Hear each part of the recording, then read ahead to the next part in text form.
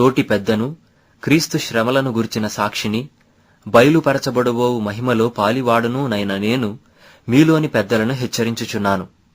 బలిమిచేత కాక దేవుని చిత్త ప్రకారము ఇష్టపూర్వకముగాను, దుర్లాభాపేక్షతో కాక సిద్ధ మనస్సుతోనూ మీ మధ్యనున్న దేవుని మందను పై విచారణ చేయుచు దానిని కాయుడి.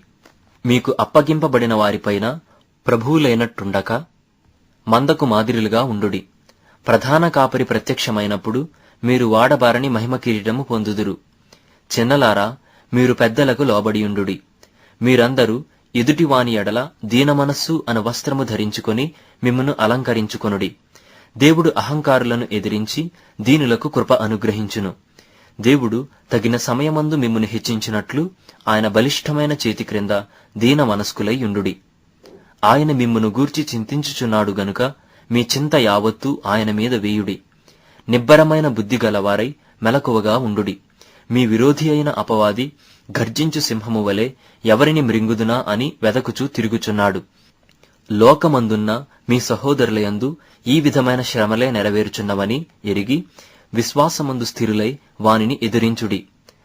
తన నిత్యమహిమకు క్రీస్తునందు మిమ్ముని పిలిచిన సర్వకృపానిధియగు దేవుడు కొంచెము కాలము మీరు శ్రమపడిన పిమ్మట తానే మిమ్మును పూర్ణులనుగా చేసి స్థిరపరచి బలపరచును.